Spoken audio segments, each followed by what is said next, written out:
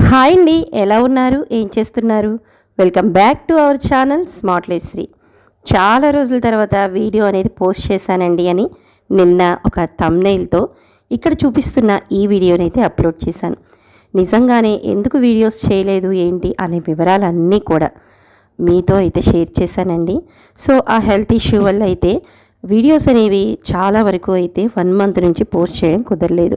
So నిన్న ఒక part 1 video కింద అయితే అప్లోడ్ చేశాను. దాంట్లో మైసూర్లో విశేషాలన్నీ, చాముండి అమ్మవారి టెంపుల్తో సహా మైసూర్ మహారాజా ప్యాలెస్, బృందావన్ గార్డెన్స్ అన్నీ కూడా ఇదిగోండి ఇక్కడ చూపిస్తున్న ఇందాక చెప్పినట్టుగా ఆ వీడియోలో అయితే అప్లోడ్ చేసాం. సో అక్కడితో అయితే ఎండ్ చేసేసాను. సో రేపు మళ్ళా కలుద్దాం అని చెప్పాను కదా. సో సెకండ్ డే స్టార్ట్ చేద్దామండి జర్నీని.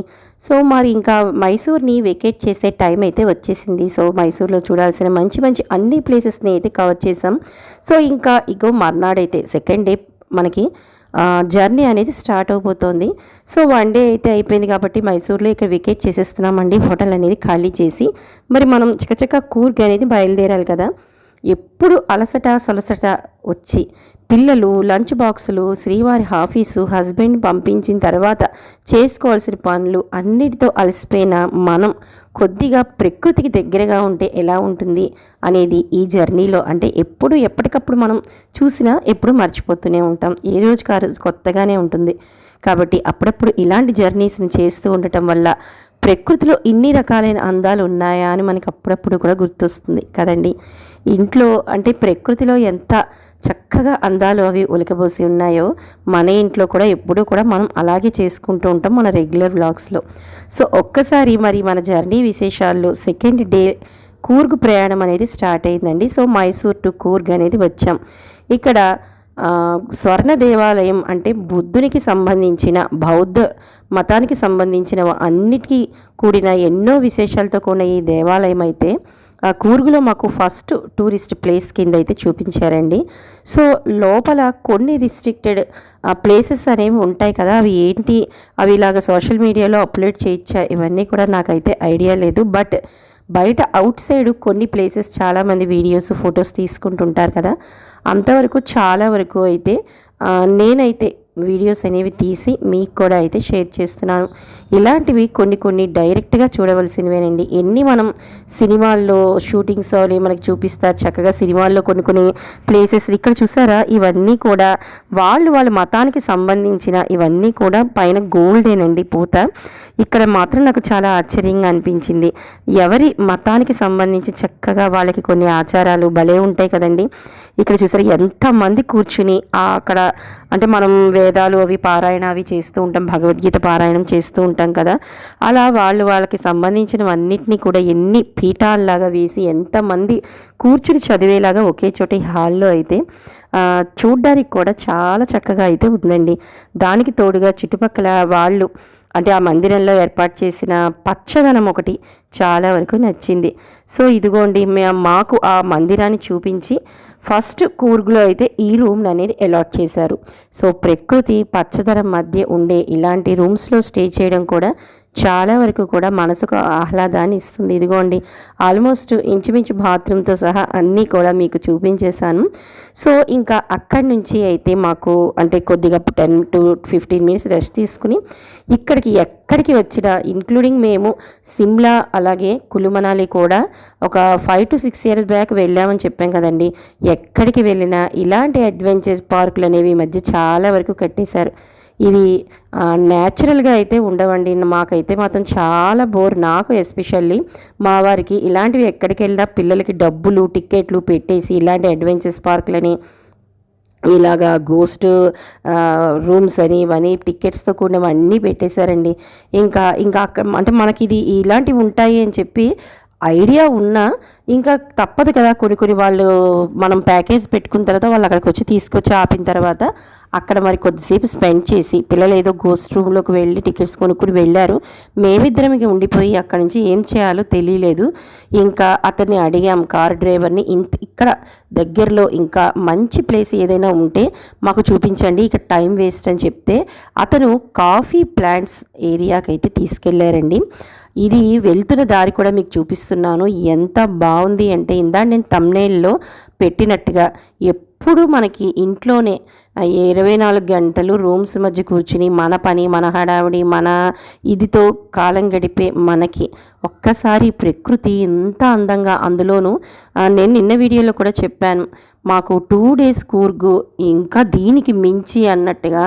అసలు ఊటీ అయితే ఏ ప్లేసెస్ చూడలేదు, కూర్గులో అట్లీస్ట్ ఇప్పుడు కొన్ని చూపిస్తున్న ఈ ప్లేసెస్ని, అందులో వర్షం పడుతూ ఉన్న ఇలాంటి ప్రకృతిని వర్షం పడుతూ చూస్తున్నప్పుడైతే మాత్రం చాలా బాగుందండి. ఇది కాఫీ ప్లాంట్స్, ఎస్పెషల్లీ కాఫీ అనేది ఎలా తయారు చేస్తారు అనేది A to Z. కాఫీ అనే కాదండి, ప్రకృతిలో మనకి ఔషధ గుణాలతో ఉన్న ఎన్నో మొక్కలు ఉన్నాయా అన్నది ఇక్కడికి వస్తే నాకు తెలిసింది. సో ఒకసారి అతను వివరిస్తున్నారు, మీకైతే అతను ఎక్స్ప్లెయిన్ చేసిన విధానాన్ని కూడా మీతో ఒకసారి షేర్ చేస్తాను. ఇక్కడ ఉన్న ప్రతి మొక్క కూడా మనకి ఉపయోగించేదేనండి. సో అతను ఎక్స్ప్లెయిన్ చేస్తున్న విధానం అవి కూడా చాలా వరకు అయితే బాగున్నాయి.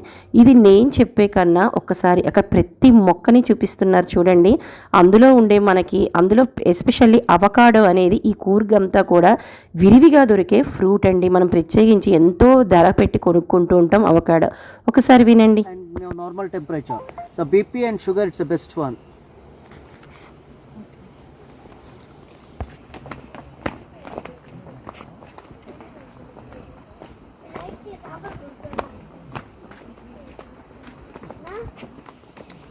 Come closer here. You get information and knowledge about the Coorg. So when you come to the Coorg, you are finding that greenery, so nature look. So many people, they come from many other states, not only state, other countries, to enjoy the nature look. So especially Coorg is fine to have a nature look, and also what makes the Coorg as a nature and greenery here. Special, that is a question. So very important thing, we never destroy that. That's why nature protects us, one thing.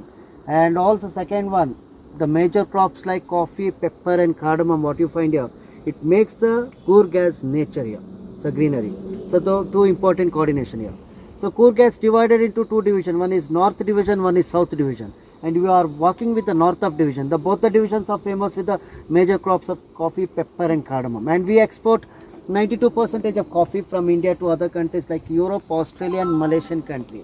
That's why you get a highest productivity in Coorg around India.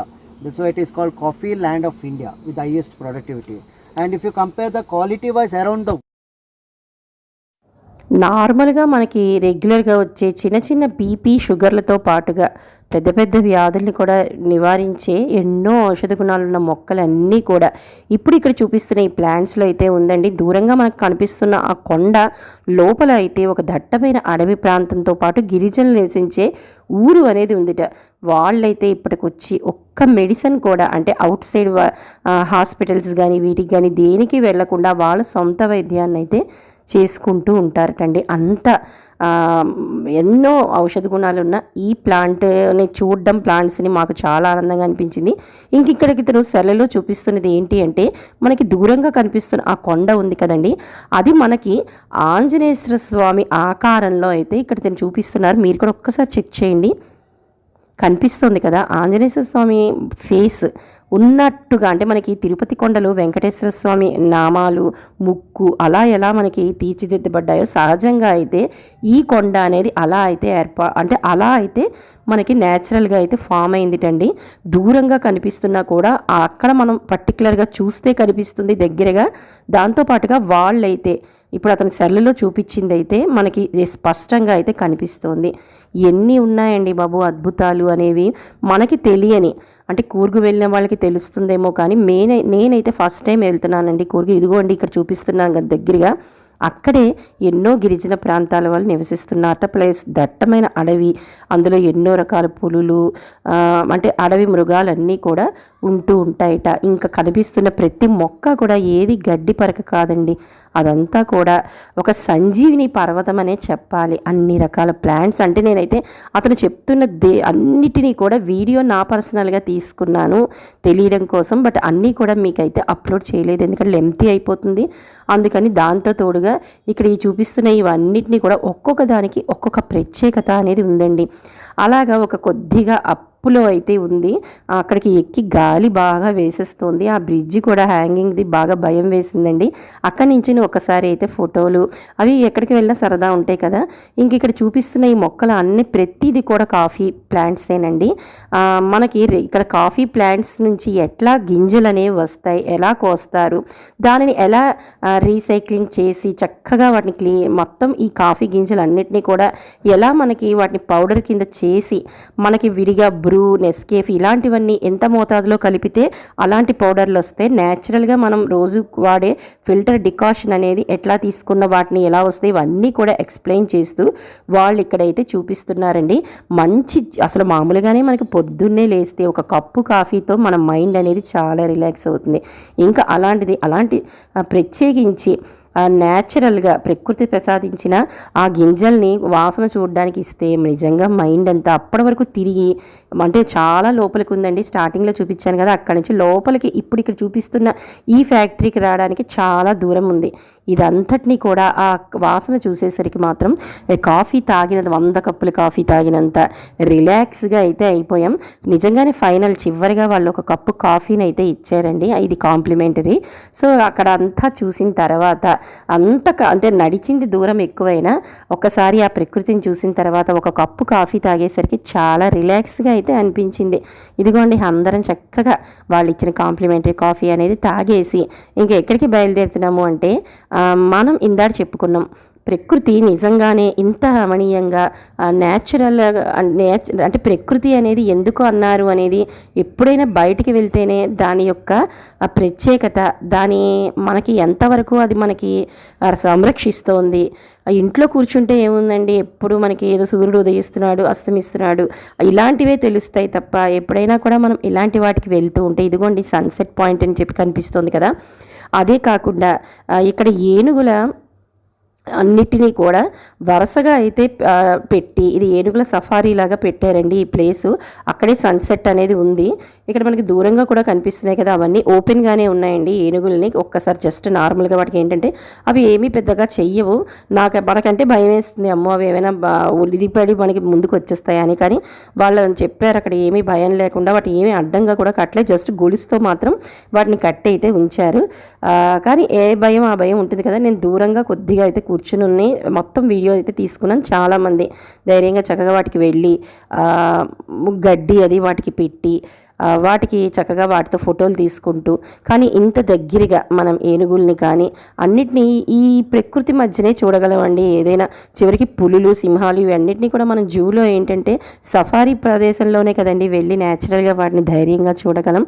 ఇలాంటి ప్రకృతికి సంబంధించిన విశేషాలు అన్నిటినీ కూడా ఎప్పుడైనా తప్పకుండా అయితే మాత్రం ఒకసారి మన లైఫ్లో మనం కొన్నిటిని అయితే మాత్రం అనుభవించి తీరాలనే అనుకుంటానండి నేనైతే. అందుకే అనుకోకుండా వెళ్ళిన ఇలాంటి ప్రయాణాలు అనేవి చాలా వరకు ఆనందాన్ని అయితే ఇచ్చాయి. ఇక్కడ ఇంకా దూరంగా మా పిల్లలు కూడా వాటి ఒక కట్ట 50 రూపాయలు ఎంతోనండి, చక్కగా ఏనుక్కైతే తలో కట్ట అయితే పెట్టి వాటికి కూడా ఎంత చక్కగా తింటోంది అంటే. అలాగే కాకుండా అక్కడికి వచ్చిన వాళ్ళందరికీ ఒక ఫౌంటైన్ లాగా మనకి తొండంతో వాటర్ అది పోస్తుంది కదా, అవన్నిటినీ కూడా అందరూ చేయించుకుంటున్నారు. ఇంకా సో మేము అయితే ఇంకా లేట్ అవుతుంది, మళ్ళీ రూమ్కి దూరంగా వెళ్ళాల్సి వచ్చింది అని చాలా వరకు అంటే సూర్యాస్తమం మనకి వ్యూ పాయింట్ చూపించారు కదండి, ఆ సూర్యాస్తమం అయ్యే వరకు అయితే ఇక్కడ కూర్చుని ఆస్వాదించి కొన్ని రకాల వీడియోస్ని, ఫొటోస్ని అన్నిటిని తీసుకుని ప్రకృతిని ఎంతవరకు మనం అంటే మనం ఆ ప్రకృతిలో ఎంతవరకు అయితే లీనమై ఆనందించగలమో అంతవరకు అయితే చక్కగా నేచర్ని అయితే ఆనందించామండి. ఫొటోస్ తీసుకున్నాం, వీడియోస్ తీసుకున్నాం, అన్నిటినీ కూడా ఎంజాయ్ చేస్తూ వచ్చినందుకు ఇలాంటి ప్రదేశాలను అయితే తప్పకుండా అయితే చూడాలి.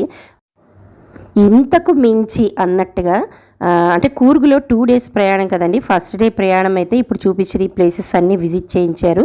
ఇంకా అసలైంది తల కావేరి అంటే నిన్నటి వీడియోలో చెప్పాను ఈరోజు అప్లోడ్ చేస్తానని, బట్ లైన్లో అయితే వస్తున్నాను కాబట్టి ఇప్పుడు 15 మినిట్స్ అయితే వీడియో అయిపోయిందండి. ఇంకా ఇదిగోండి సన్సెట్ అనేది ఒక్కసారి మీకు కూడా చూపిస్తున్నాను. ఆ సూర్యుడు అలా కిందకి దిగుతూ నెమ్మదిగా మనకి సాయంత్రం అయిపోయి చీకటి పడుతుంటే ఇవన్నీ న్యాచురల్గా ఇలా వీడియోస్ కన్నా తగిన ప్రదేశాలు చాలు మనసుకు ఎంతో రిలాక్స్ అయితే ఇస్తుందండి. మార్నింగ్ లేచిన తర్వాత ఒక కప్పు కాఫీ తాగుతూ, సాయంత్రం ఒక కప్పు టీ తాగుతూ ఇలాంటి ప్రదేశాల్లో కూర్చుంటే మాత్రం ఇంతకన్నా మనిషికి ఆనందకరమైన క్షణాలు అనేవి ఉంటాయా? అందులో మన ఫ్యామిలీతో చక్కగా ఎంజాయ్ చేస్తూ ఇలా మనం కొద్ది సమయాన్ని గడిపితే ఇది తిరిగి మళ్ళీ మనకి సంవత్సరం పొడుగుతా అంటే మళ్ళీ తిరిగి మనం వేసవి సెలవులు వచ్చి పిల్లలతో ఎక్కడైనా ఎంజాయ్ చేయడానికి వెళ్ళేంత వరకు మనకి మెమోరీస్గానే ఉంటాయి. ఇంకా బాయ్ అండి. మరి ఈరోజు రెండో రోజు జర్నీ అయితే అయిపోయింది. రేపు అసలైన మూడో రోజు జర్నీలో అయితే తల కావేరి అంటే కావేరి నది పుట్టుక, అది కూడా బాగా వర్షం చూడండి, మీకు ఇక్కడ ఫొటోస్లో బ్యాక్ కనిపిస్తుంది కదా, ఇంతటి వర్షంలో ఎలా అనేది అమ్మవారి దర్శనం అంటే నదీమతల దర్శనం చేసుకున్నాను అనేది రేపు తప్పకుండా అయితే వీడియోలో అప్లోడ్ చేస్తాను. సో ఆగండి అంతవరకు వీడియోస్ని లైక్ చేసి కొత్త వాళ్ళు అయితే సబ్స్క్రైబ్ చేసుకుని పక్కనే ఉన్న బెల్ ఐకాన్ని క్లిక్ చేసేయండి. మరి ఇంకా లేట్ చేయకుండా రేపు ఇంట్రెస్టింగ్ వీడియోతో మళ్ళీ కలుసుకునేంత వరకు అందరికీ బాయ్ అండి.